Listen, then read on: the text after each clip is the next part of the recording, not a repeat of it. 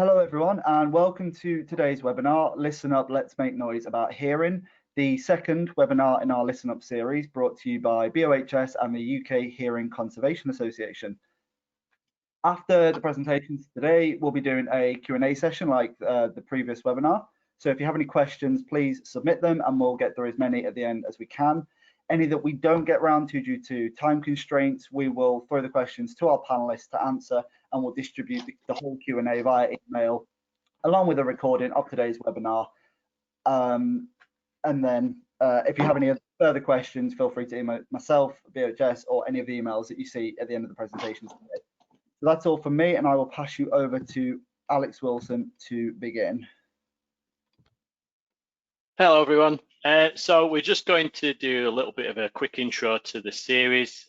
So thank you, Lee, for the official webinar intro. So yeah, the UKHCA, UK Hearing Conservation Association. We're really pleased to be able to get involved with the BOHS and offer this series of webinars. And we were over the moon with the response to the first one. So we hope that you find this webinar interesting also.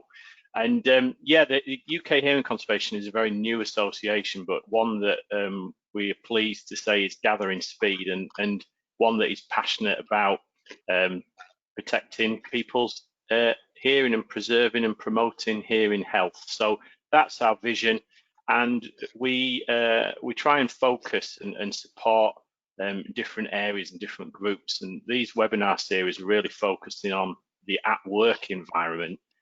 However, as you can see there, we also support and provide guidance and get involved in leisure, young people's education, and also the music and entertainment sectors as well. And it was something that we were hoping to get involved in a lot more this year, but unfortunately, because of the current situation we find ourselves in, that's kind of been put on hold a bit.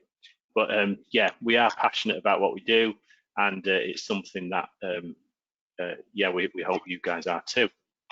So why is noise a problem? If you're on this webinar series, you probably know why it's a problem anyway, but exposure to high noise can cause debilitating impacts, and it's something that in the UK alone, the statistics say that over 20,000 people have some kind of work-related hearing problem. So that was taken from the latest statistics from the UK HSE. All these problems aside, they are generally fully preventable, and that's one of the biggest things that we often forget sometimes with regards to noise-induced hearing problems, is that it's one of the most preventable kind of occupational ill health kind of areas compared to some of the others. So it's definitely something that we need to kind of continue to stress this, and again, that's one of the aims of providing information from the association. And yeah, this slide kind of often introduces this. What is noise? And often I got taught before, sound is a good thing and noise is the bad thing. So it's unwanted sound. And we often, again, we relate noise or good noise sounds to lots of real positive things in our lives, but it does have that unwanted aspect to it where it can cause us damage as well, which is something we need to take care of. But also, we don't want the general situation to also isolate us as people.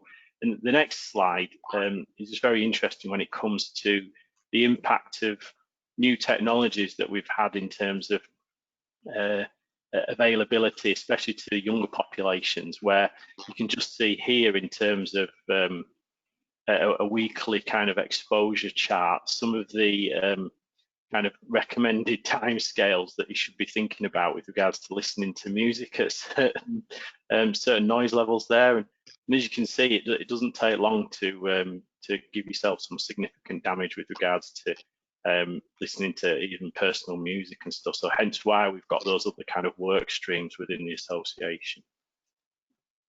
Personal consequences of untreated noise-induced hearing loss, though, can be quite impactful on anyone's life. And these 4 sections here just show that it covers the kind of across the spectrum in terms of our physical, mental health, relationships with other people, our general life, quality of life as a whole, and also that the impact on our working life and our financial situations, especially if we're not able to work because of our debilitating kind of illnesses. So we need to get things right. We need to do it right. And yeah, we hope that this webinar series offers some of the tools to help you do that. Interesting information here with regards to attitudes and behaviours where noise is sometimes not taken seriously, and there is consequences of kind of the loss and the impact of hearing. And yeah, it's again, it's the other aspects here in terms of dementia, memory loss. It's something that can continue with us, and it's not just the general hearing side of things, but it's that psychosocial impact that also kind of comes with it, which we don't want people to kind of impact. We don't want people to suffer. But some of these aspects here, so severe hearing loss, 5 times more likely to develop dementia. So it's something that we've seen in different industries, and another stat kind of coming out from that is the number of fatal accidents on construction sites are because of the knock-on impacts of noise-induced hearing loss. So it's definitely something which hopefully is helping set the scene for the need for us to push forwards with this. So today we've got hearing health surveillance and new ideas, fresh approaches in our series of webinars. As Lee said, this is a joint webinar series with the UK Hearing Conservation Association and the BOHS, with the Chartered Society of Worker Health Protection. So it's fantastic that we've been able to partner with the BOHS on this. And as you can see there, we've got 3 more webinars after today as well to complete the series. So they happen every 2 weeks. So the next one's the 22nd of October, then the 5th of November and the 19th.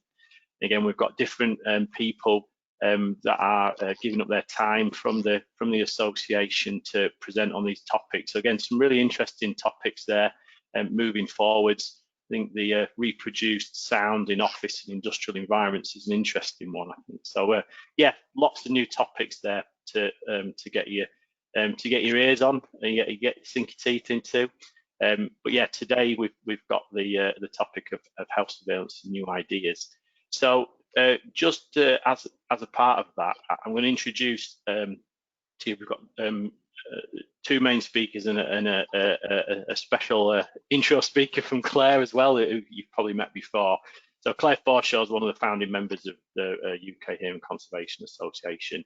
She helped set this up. She was instrumental in setting up the first Listen Up conference when she was part of the HSC, and she's now an occupational hygienist working at Park Health. We've also got 2 other speakers in Tom Parker and Rob Shepherd. So Tom is an audiologist who's been involved in audiology for over 15 years. He's been working with clients like the NHS over that time, and now he's the director of Workstream. So Tom's title today is going to be looking at innovating surveillance hearing tests. Rob Shepherd is a clinical audiologist. He specialises in treatment of tinnitus and all types of hearing disorders.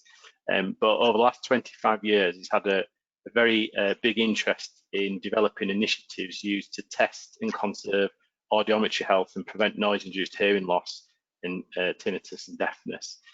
He's had a lot of special areas of interest, and one of that took my interest was motorsport. So he's worked with the FIA and commissioned research on noise exposure and hearing conservation in Formula One, which I'm sure was very, very interesting. So we've got some great experts on the webinar today. Just to finish up, Rob's title is is focusing on autoacoustic emission health surveillance in Hearing Conservation Association. So just before I hand over, if you want more information, as Lee said, there's going to be information available at the end of the webinar. This is the UK Hearing Conservation Association's contact information. We'd love for you to get involved in this journey with us. The hashtag Love to Hear is something that we've tried to kind of take hold of and use as part of our social media. So again, please get involved. Please sign up to the newsletter. Any inquiries, we'd love to hear from them. So that's the end of the intro from me. I want to hand over now to our esteemed speakers, and I wish you all a great webinar and hope you find it interesting. Thank you very much for that, Alex. Just going to pass over to yourself, Claire, to begin your slides. You just share your screen. Thank you. I'll show my screen and hopefully it'll pick the right one. Let me know if it comes up. There we go. We've got it. As soon as it full screen. How are we doing? There we go. Over to you. Excellent. Okay. Great. So you can all hear me, hopefully. Yeah, I can't help myself, can I? I've got to have something to say in these things. I promise to shut up for the rest of them. Really, just because I've got a really kind of historic involvement in health surveillance, and particularly noise health surveillance for my sins, and actually hold my hands up guilty as charged. I wrote the guidance for health surveillance in the current L108, and I know there are significant issues or definite issues with the guidance, which I'll kind of touch on in this very short kind of background to noise health surveillance. Yeah, so I've been involved in noise health surveillance, but also interpreting health surveillance requirements for COSH, hand-eye vibration, and musculoskeletal disorders. So I understand what health surveillance is, what it's intended to be from a legislative perspective, and I also understand and appreciate that that's not always understood across the piece. So just a bit of a reminder, really, what is health surveillance and why do we do it, or what should it be, I should say. So health surveillance is about identifying early indicators of ill health in order to put in corrective actions to protect people. So it's definitely part of our risk management process, even though in most circumstances it tends to sit somewhere separate, completely isolated from our risk management program, in a box somewhere if you're doing health surveillance properly, or audio health surveillance properly. It's done in isolation, but it shouldn't be. It's also done as a blanket test or a nice to have test for people, but it shouldn't be. It is part of our risk management. It should be based on risk, which means that people are exposed to potentially hazardous noise or other hazardous exposures, are targeted for health surveillance, specifically involved in the programme in order to check that their exposures continue to be managed and those people are protected. So it's part of a system for checking health as part of our risk management. And in that process, we have to look at the results, look at the outcomes in an anonymised way to feed back into our process in order to identify where further actions or checks need to be done. And it is a legal requirement. It's not a nice to have, it's not a health check, it's not a hearing check, it's part of our risk management process. And the idea is that it has this role in protecting health. You might want to think of it as a kind of, you know, in the hierarchy of control, which as many of us as hygienists probably logged into this call think of the kind of administrative controls. So part of that, a final check, a bit like our exposure monitoring approach, we do things to check exposures, we do things to check our controls on maintaining the exposures. Similarly, health surveillance is there to do that check on people's health so that nothing's failing. That final check to pick up that people aren't actually taking in these exposures and suffering ill health, and that idea of finding things early. But it does have a role in picking out people who might be more vulnerable. So we look at it, I certainly look at it as a grouped approach. So looking at a population, a similarly exposed group, or however you want to describe it, but it can also pick up individual issues, which we're not going to throw out and ignore. If people are particularly vulnerable or susceptible, the process allows us to pick those people up and refer them for particular help that they might need.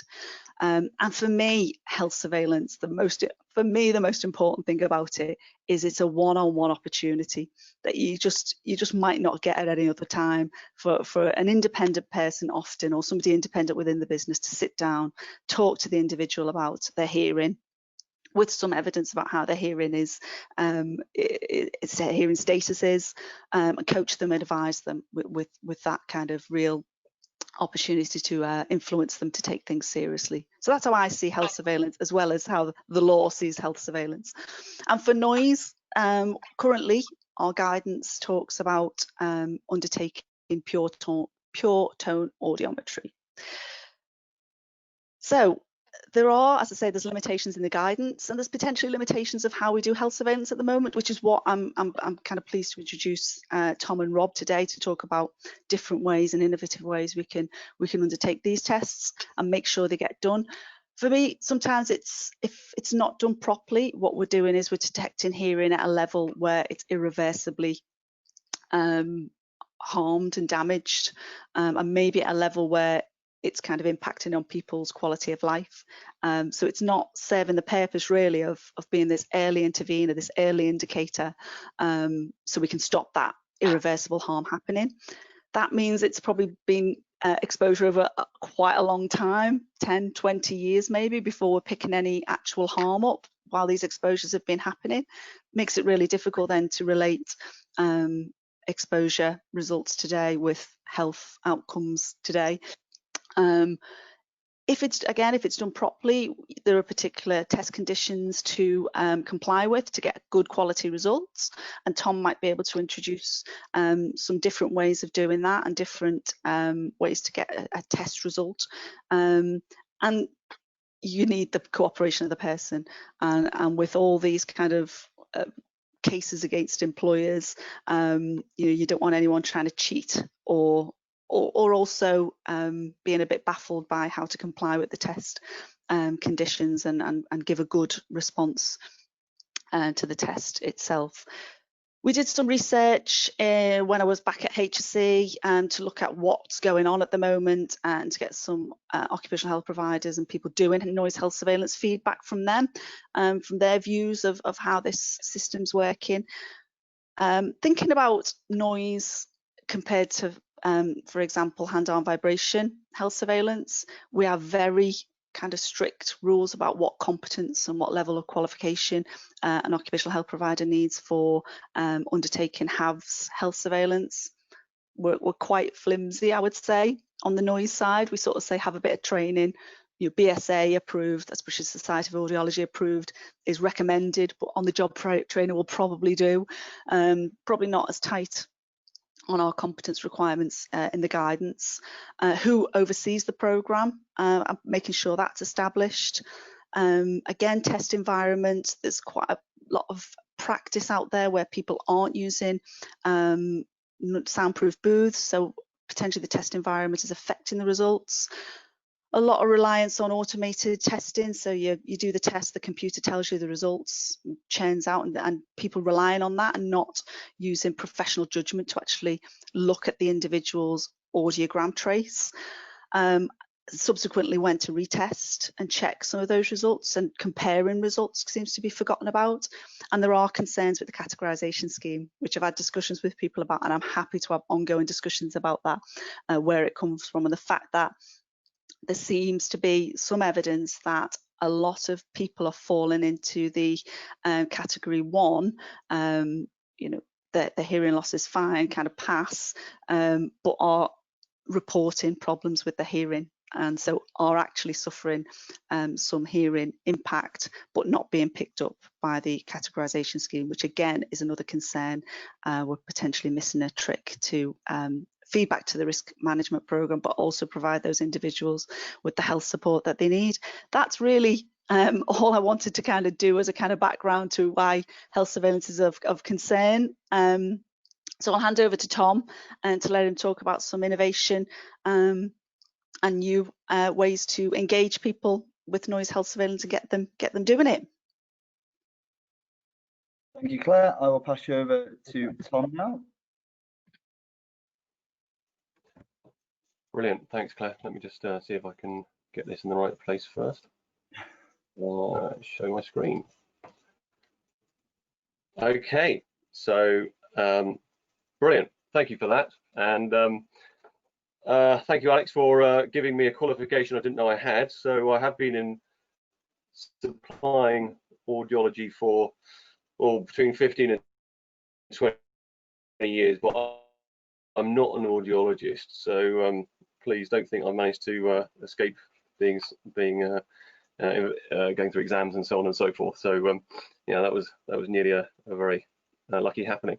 So I'm just going to clatter through some bits and pieces today and tell you where we are and what we found, and try and then reference to where I think the industry is going and where perhaps we will start seeing some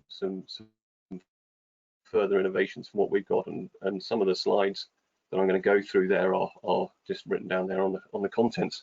But yeah, so where I came from is I used to be supply side into the NHS private audiology, and personally I became fairly frustrated with the amount of research and amount of effort going into hearing aids and addressing hearing problems after the fact. And I felt that there perhaps wasn't enough innovation at the front end of things, and I found the technology behind WorkScreen with my business partner and felt that actually we had something that we could go forward here. So here's a little bit of a story of it. So as Claire's been saying, surveillance needs to be done, you know, whether it's by law or whether it's the moral thing to do, or actually the thing that I get quite upset about is the whole point about managing risk. I mean, Alex touched on this, that you know, here, when you look at the stats in terms of fatalities and where it actually, you know, situational awareness and thereby hearing, which has a non-line of sight element, you know, how that could have an impact on the fatalities. You know, I think this is huge. And if you haven't tested someone's hearing, if you don't know how well they can hear, then you don't know what risk they are subjected to, or indeed you're subjecting your organization to. So you're not even protecting the company correctly. So rule of thumb that we say to people is, if you are habitually expecting your team to be wearing hearing protection, you give them earmuffs, then on their own they're not enough. You need to be putting them on a surveillance, and that's kind of where we come from. That said, we know that compliance is notoriously poor. Perhaps poor is too strong a word, but it's not universally good. And looking behind that, we found there are 7 reasons. You might find more, but I hope some of these resonate. Clearly, one of the issues at the moment is C19. I've got other things going on. I've got more important things going on, arguably, or actually, I'm not allowed to bring other people on site to do surveillance, and the whole thing has sort of come to a grinding halt, or I'm doing it by paper. I've written some blogs about that. You can't do paper tests forever. Clearly, paper management. Then things like the Sisyphus conundrum. I'm just doing so much surveillance that actually people fall through the net, and they do.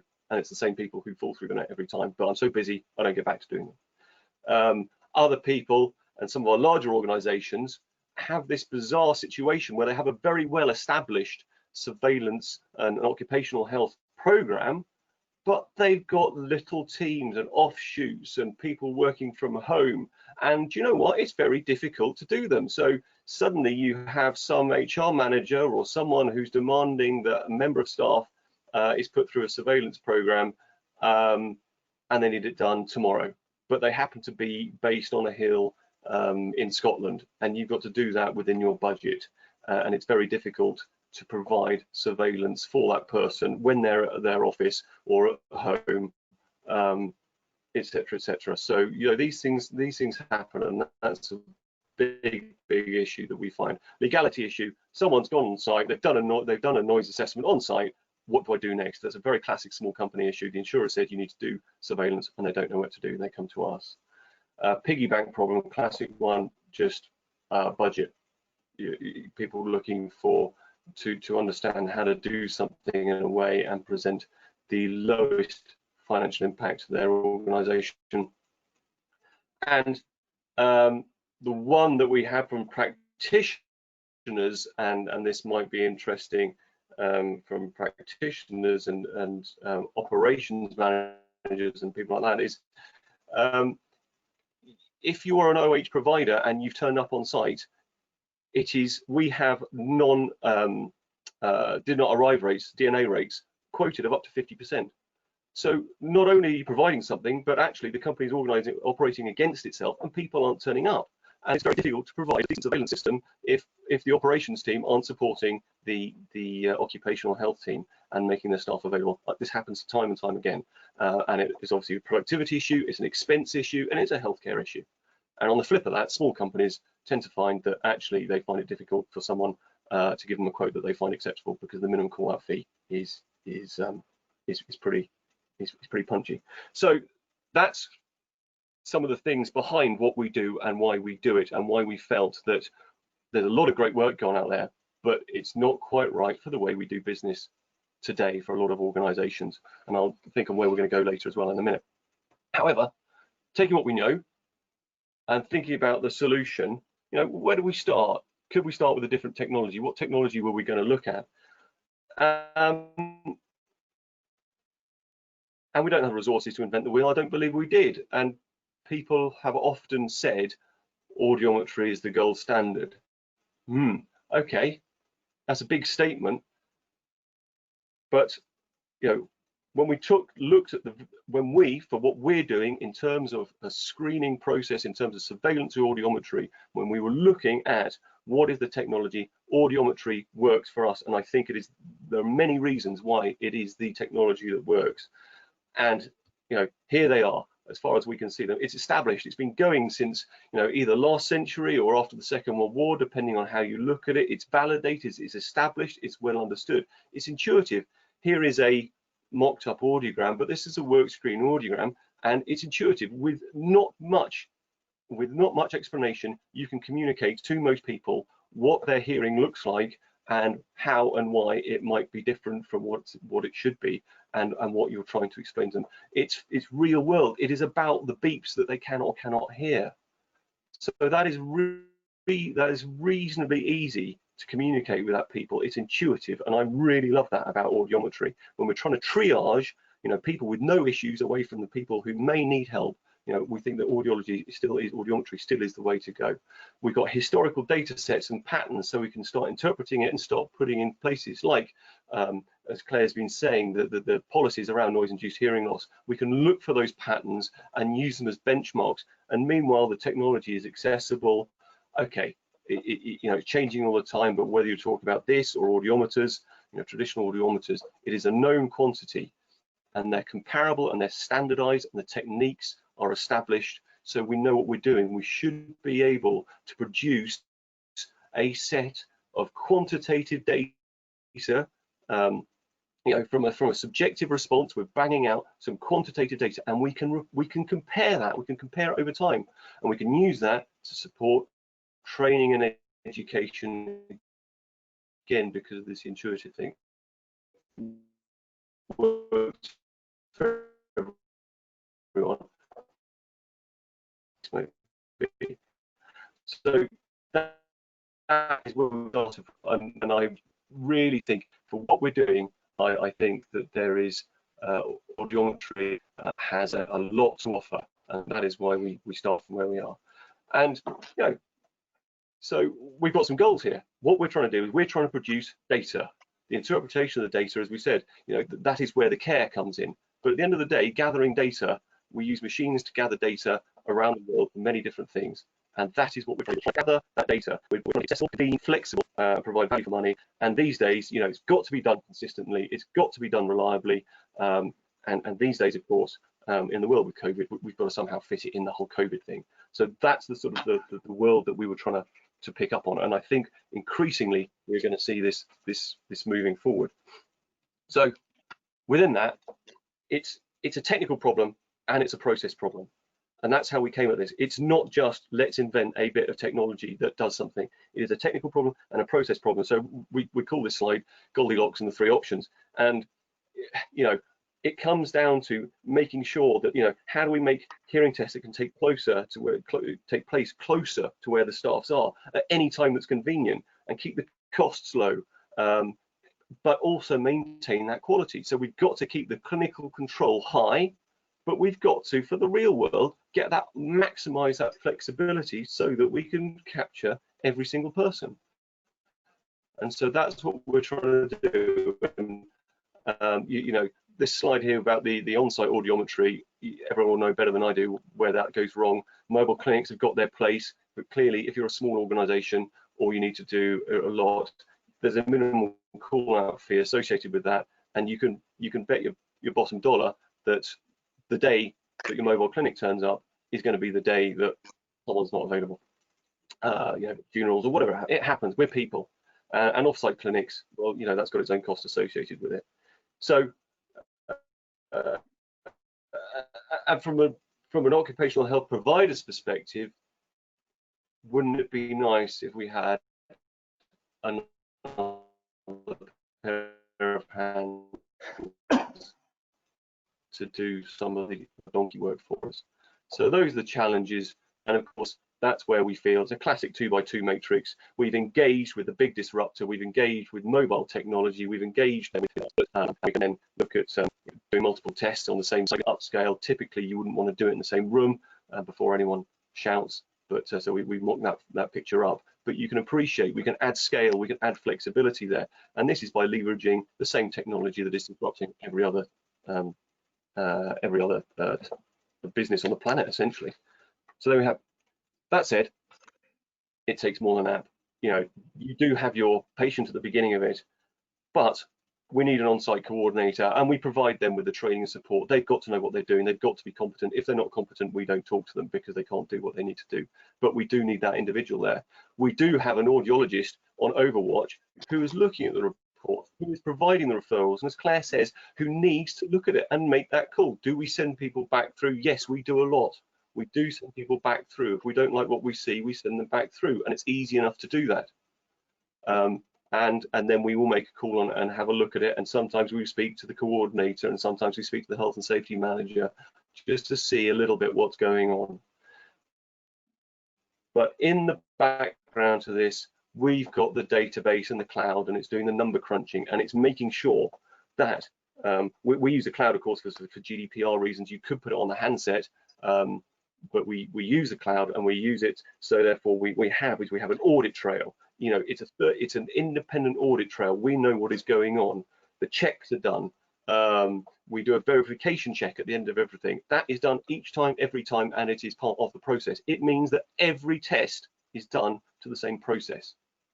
And whether it's the 100th test of a day or the first test in a day, you are going to get the same processes followed, which means it's comparable data, and we're getting good data, and that's what we're trying to do. It's about consistent, high quality data.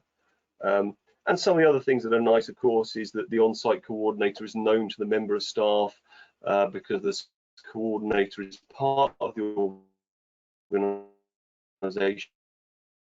They can manage the process that works for their organization, because we are trying to make sure that this works for the organization. So that's, I think, key to where this is not just a technology, it is a full system. And essentially this is the way it looks. It's a simple online system for us. It's nice, for example, we can go anywhere there's a signal, mobile phone or Wi-Fi. The guy on the bottom left, has minimal training involved, because frankly everyone can use a tablet or a phone these days. Guy down the bottom left, he was pretty educationally challenged, and my 10-year-old son tests himself, and I've got a quote somewhere which I still haven't put on the internet. It is very easy to use, because that's the way it should be, which means we've got safe, no contact, flexible testing, instant reporting. They know what's going on. There's big buy-in from the patient because they're part of their own process. It's not being done to them, they are doing it. And again, I think that is something that is really happening. People engaging with their own healthcare is something that happens around the world. So I think I'm really proud that that's something we're part of, that engagement and learning. So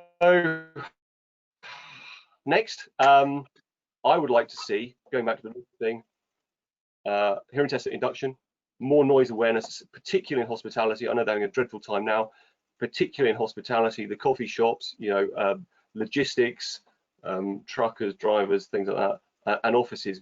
So many people are wearing earphones in the offices now, which Alex was talking about earlier. Full AI, could you do it? Technically, yes. But of course, we then need to make sure it's done right. We need to make sure the meaning's there and we capture the people in the right way.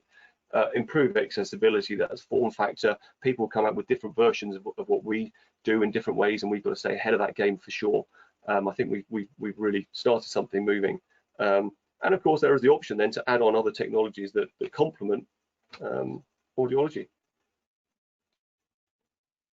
So with that, points to remember, hearing surveillance is more important. Alex picks up on that one. It's not what we're doing, but the way we are doing it. We're just trying to make it more accessible. That's what we're about. Everyone who needs a hearing test should get one. That's what we think. Whatever you think about Workscreen or me or Uncle Tom Coblin or eHealth and telehealth, it's here. It's happening. Like every other industry, it's here. So engage with it, use it to our best advantages. And within that, flexibility is key. That's what we're maximizing on. Every single client of ours is different, has something slightly different, and we try and work with them. That's what we try and do. And quality is about more than technology. It's not just about a fancy app. We really try and work with that one. And I hope those are things that just will help take us forward. And I'm really pleased to be part of the UK HCA because I think it's an important job to be done. And with that, I'll hand over. Excellent, thank you, Tom. I will pass the baton over to our final presenter, Rob, who should be able to share his moment. Bear with me a second. Tell me when I'm up and running. There we go. If you just pull the presentation back up, you just had it there a moment ago. Did I? All right, bear a second. Is it up now? Not yet. I don't know if it's a 2-screen setup, if it's on a different. Bear with me, sorry. Yeah, just have to get another. We saw it for a split second there, blink of an eye. Okay, bear with me.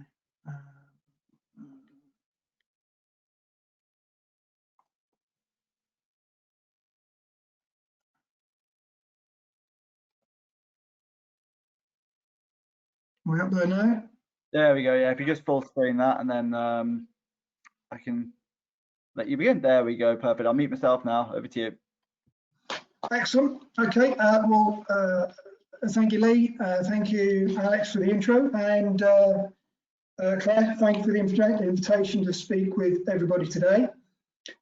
So, for all those of you I haven't met before, and further to Alex's introduction, my name is Rob. I'm a clinical consultant. I'm a consultant audiologist.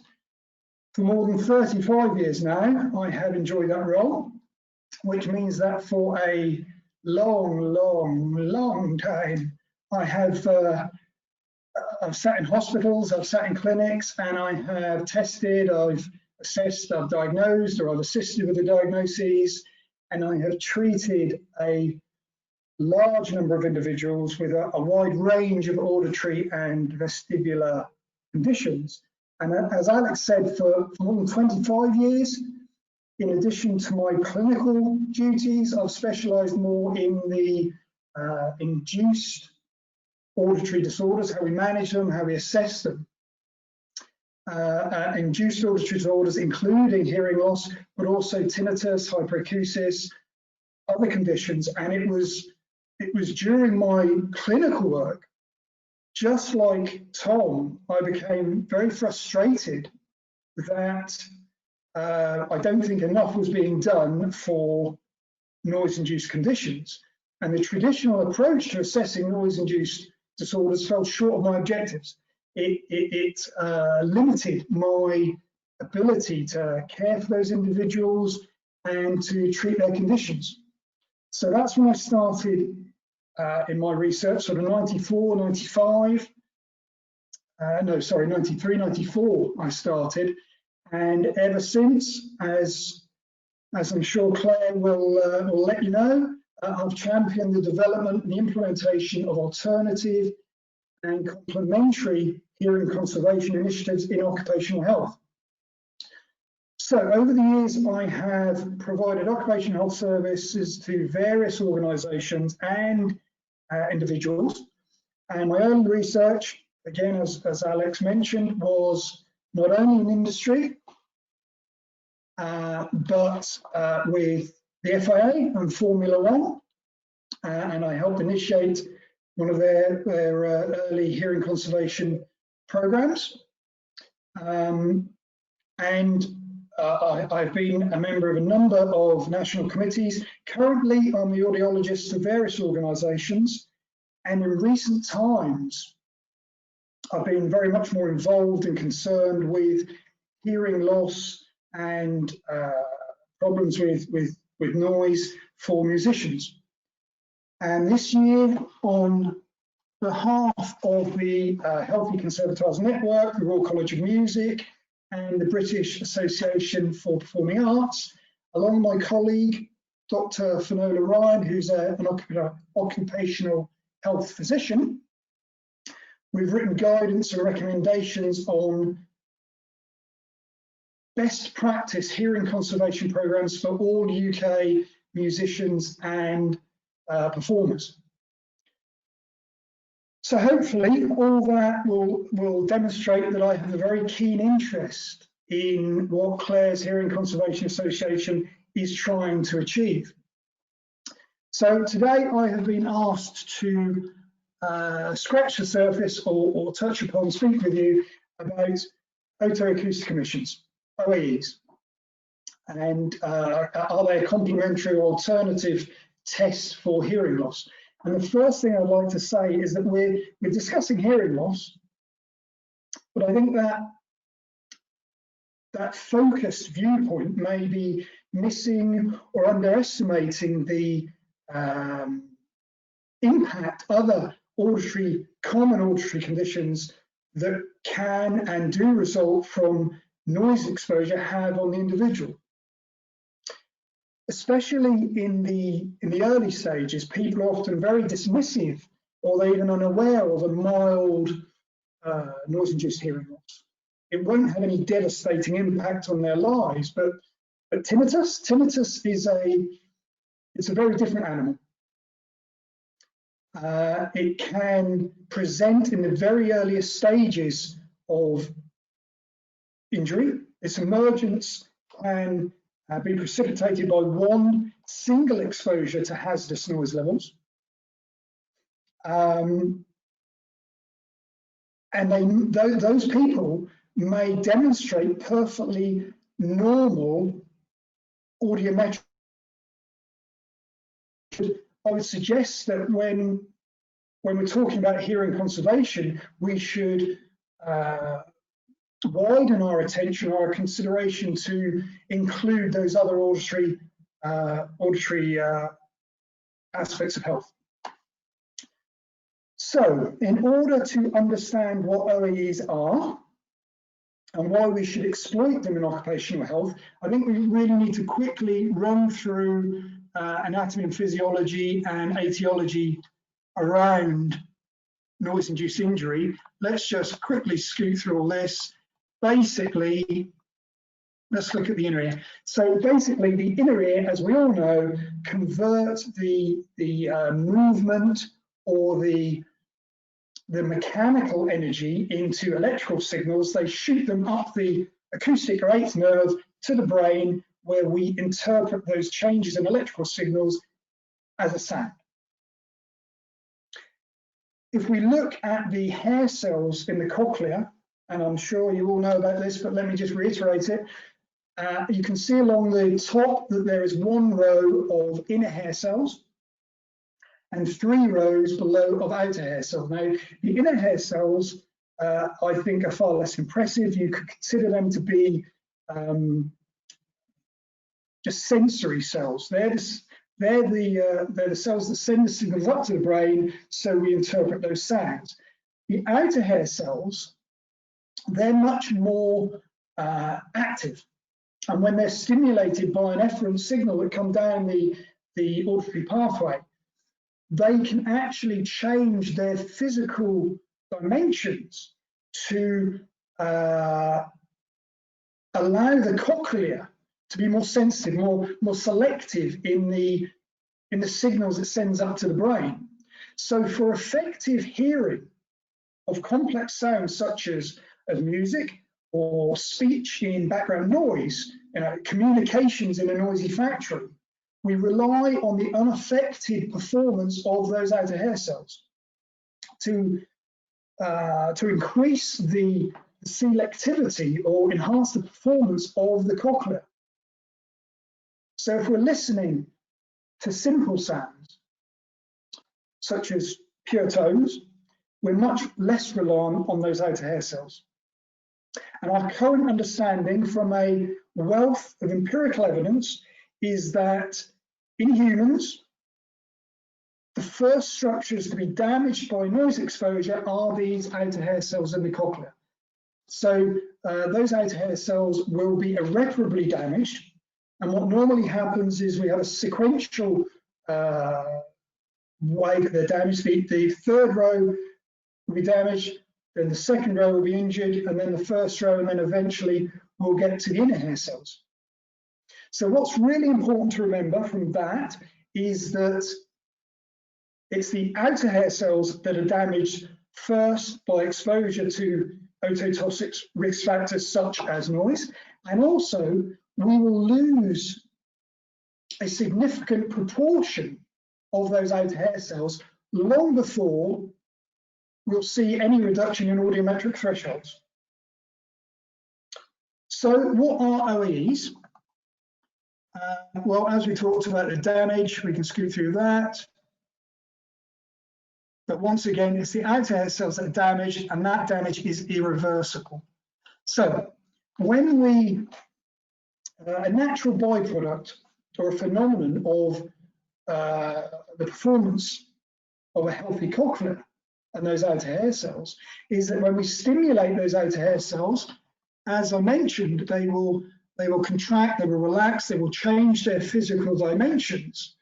But a result of that is that a very small response is produced, and it feeds in reverse back through the middle ear cavity, back through the eardrum, and using the right appropriate equipment, we can record that response as a very tiny, small sound, and those sounds are OEEs or otoacoustic emissions.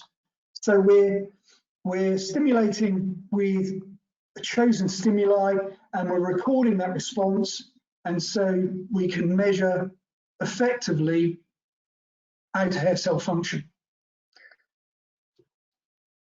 So OEEs, otoacoustic emissions testing, is a tried and tested procedure. We've used it routinely in hospitals for 30 years. Primarily, we've used it as a screening test on neonates, newborn babies.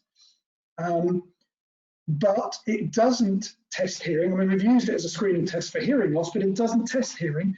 What we're doing is we can only indicate the activity or the loss thereof of that one structure in the cochlea, the one first to be damaged by noise. So conveniently for us in occupational health, by utilising this technique, we can monitor over time the performance of the very part of our ear that's damaged by exposure. It's a reliable, it's a repeatable test, it's objective, it's quick, it's non-invasive, and it's sensitive to the early changes in cochlear performance from exposure to those risk factors. So, why should we use this procedure as an occupational health surveillance tool when we've got audiometry, as Tom was explaining most eloquently? You know, we've got effective methods of testing for hearing loss. And as I say, for 35 years, I've been using audiometry on an almost daily basis, so I have a very, I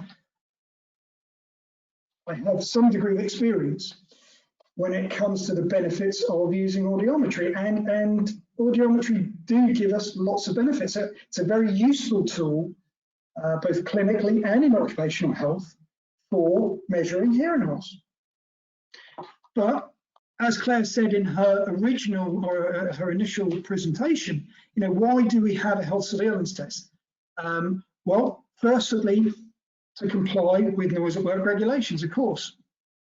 But also, and again, I'm just repeating a lot of what Claire said, but we want to, as early as possible, undertake a health surveillance test that will prevent further injury to health. There's no point waiting until injury is obvious through a hearing test. We also want to be able to, as quickly as possible, measure the effectiveness of the control process we use. So if the hearing protection isn't working, if the individual isn't wearing their hearing protection, we want to be able to demonstrate that as quickly as we can. And I am in complete agreement with Claire, as always. We want, and I think this is the element that's so often forgotten, we want to use the health surveillance test to motivate that individual to be vigilant in wearing their hearing protection. There's no point doing the best risk assessment in the world. There's no point in providing a perfectly adequate health surveillance test if the person doesn't wear their PPE.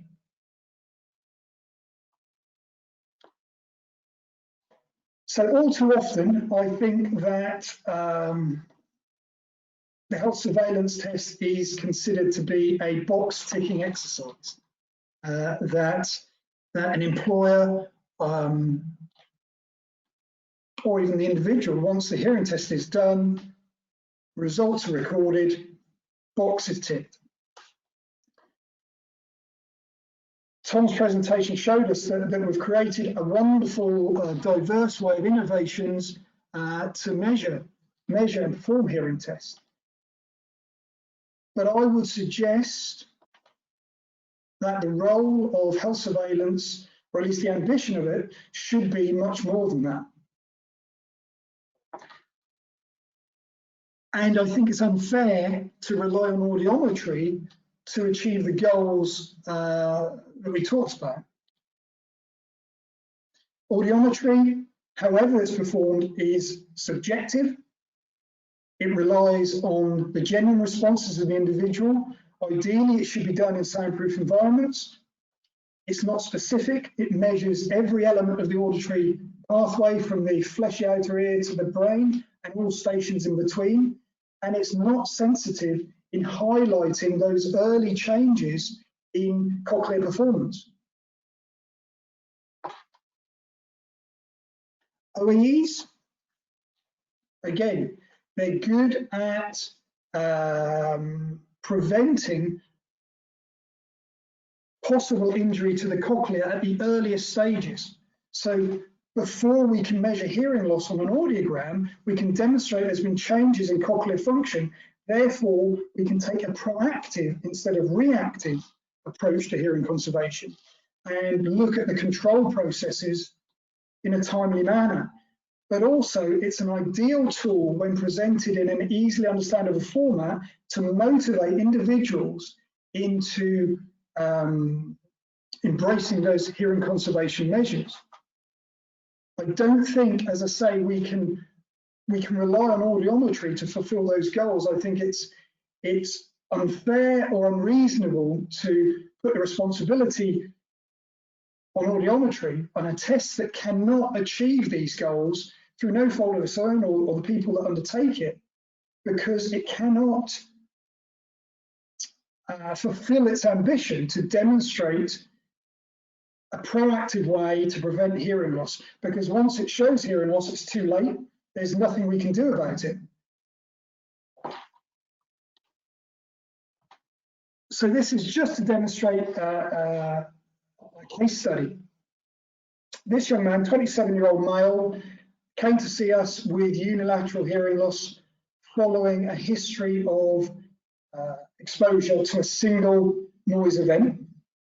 He had left lateralizing tinnitus, but because he was seen by a number of clinicians, but because he had no obvious noise-induced hearing loss, he was told that his tinnitus was idiopathic. that it was coincidental and had nothing to do with that exposure to noise. So for a long time, he couldn't understand why he was getting tinnitus in the same ear that was exposed to the noise. We then undertook audiometry, we then undertook OEEs after audiometry, and we could then very clearly demonstrate that actually there had been an insult to cochlear integrity, that audiometry was not sensitive enough to pick up. So he went away knowing that actually there is a reason for my tinnitus. It was because of that exposure, and audiograms, and he had numerous ones, weren't enough to give him that information. So again, what is a comprehensive, effective health surveillance? I would say that we need to employ not only PTAs, but audiometry, but also OEEs. I think that both complement each other. We do not want to get rid of PTAs, but to rely on them as a sole measurement of hearing loss. We don't want to measure hearing loss, we want to prevent hearing loss. So we use OEEs to give us that early indicator or leading indicator of damaging exposure, because audiometry will only give us an idea of hearing loss once it's too late. Now, of course, we don't have to, we can carry on doing what we've always done. But I think, as Henry Ford said, carry on doing what you've always done and you'll always get what you've always got, which is noise-induced hearing loss. Thank you. I hope that gives you some information on why I'm passionate about implementing other technologies to better prevent the hearing loss that we find ourselves exposed to. Thank you. Thank you, Rob, and thank you to all of the other speakers today. We've got a couple of minutes left to do maybe a couple of questions if anybody wants to send any in. So we'll just hang around for a couple of moments to see if any come through.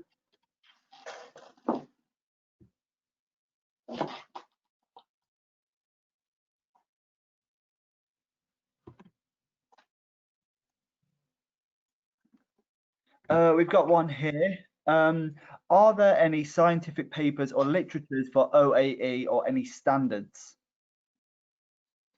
Absolutely, yeah, there's a plethora. If you look online, Google OAEs and noise-induced hearing loss, you'll find thousands of them. I know when Claire and I worked together when she was in the HSE, I know you pulled together lots of papers that supported this. So yes, there are standards. There are no standards on OEEs per se, although there's lots of data becoming available which gives us a what we would expect appropriate levels of OEEs to be in various age groups. But at the moment, there isn't any agreed standards across all the countries. Thank you. We've got no other questions coming in just yet, so I'll give it another minute. Yeah, just on that point, while we're waiting for any more, you can still hear me.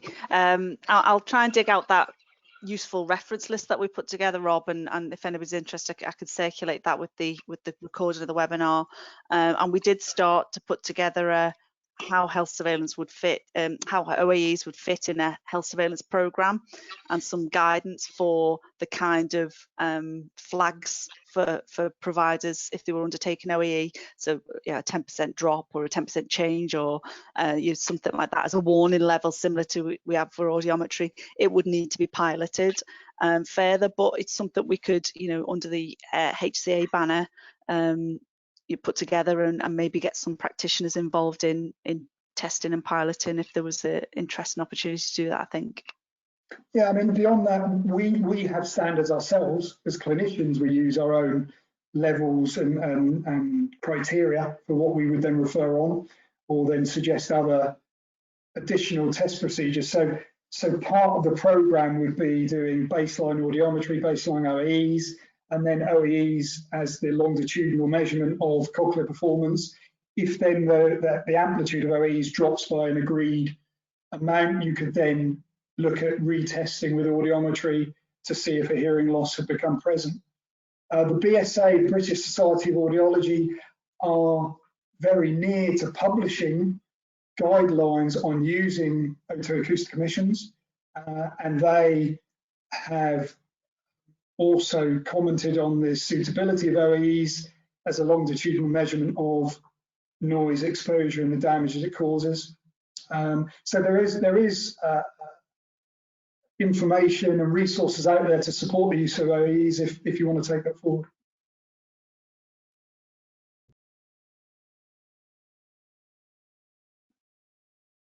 Thank you. Yeah, we've got nothing new coming through just yet. Oh, there we go. We've got, is there anywhere where, well, from the BOHS side or the HSE side, where the guidelines on OHEs are published that you know of?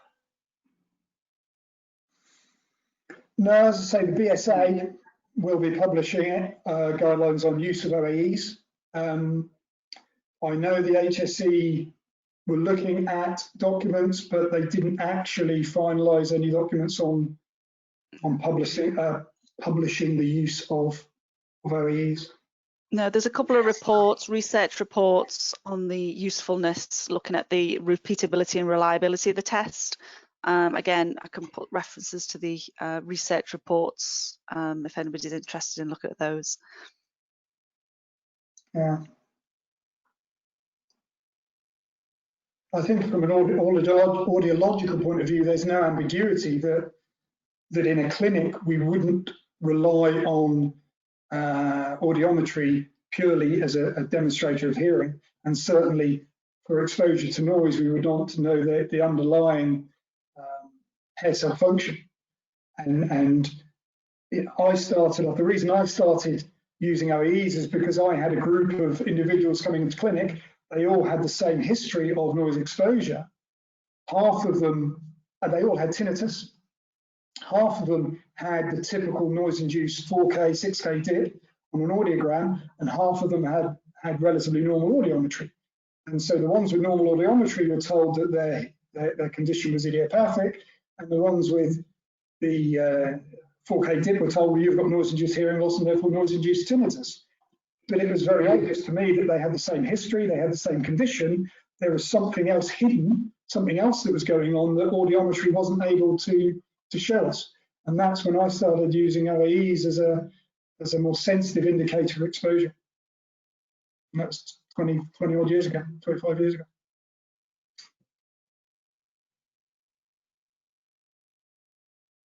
Well, that takes us just over the hour. If there's nothing else for anybody to add, if you do have any further questions, you can email marketing@bohs.org, and that'll come through to me, and then I can put your questions to the panelists or to any of the email addresses that you've seen today. So I will say thank you again to Alex, to Claire, Rob, and Tom for your presentations today. Like Alex mentioned, we've got another webinar 2 weeks on a Thursday from 2 till 3 again. So hopefully we see some, if not all of you there, and we'll be emailing out the recording of the webinar later today or early tomorrow morning. So thank you, everyone, and we'll see you at the next one. Thank you, Lee. Thank you very much. Cheers. Thank you.